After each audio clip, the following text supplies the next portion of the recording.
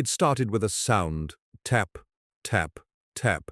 Every morning at exactly 6:42 a.m., not loud, not violent, just persistent. At first, Daniel Harper thought it was someone knocking on his front gate, but when he stepped outside, no one was there, just his car, parked neatly in the driveway of his quiet suburban home, and a small brown bird sitting on the side mirror, staring at its own reflection. And then it attacked. The bird wasn't random.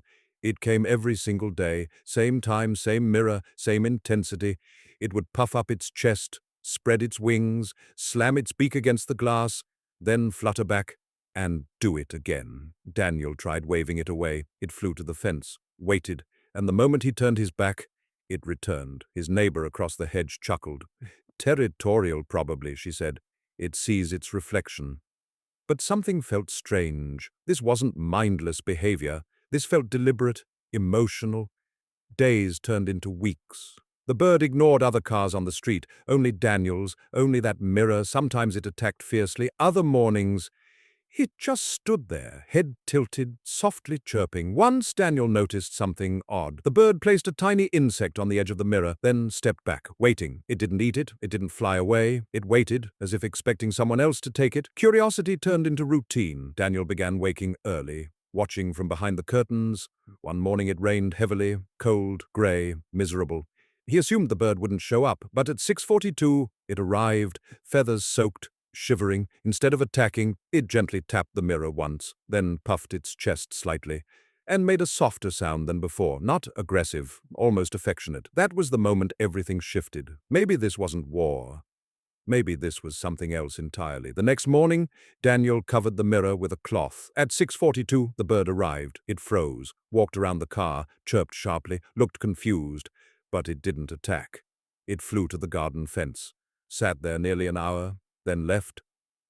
The following day, Daniel uncovered the mirror. The bird returned. It puffed up, paused, then placed another small insect by the glass and stepped back, waiting. That's when the truth began forming in Daniel's mind. He researched. During breeding season, many birds mistake reflections for rivals. They defend territory.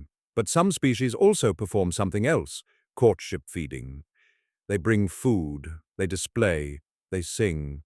They stay loyal to one partner, sometimes for an entire season. Suddenly it all made sense. The puffing, the offerings, the patience, the waiting. It wasn't fighting, it was loving.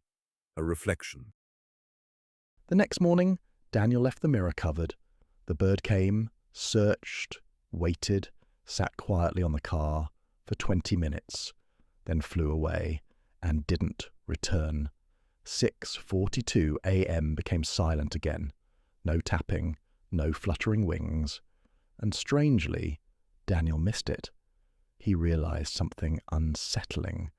That bird had been giving its energy, protecting, feeding, waiting for something that could never respond. Weeks later, while walking through the park, Daniel saw two birds perched together. One puffed its chest proudly, the other leaned closer.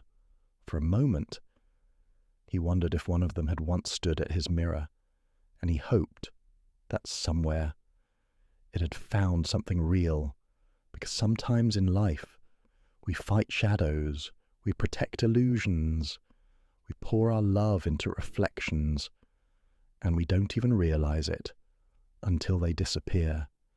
If you're fighting for something right now, ask yourself, is it real or just a reflection?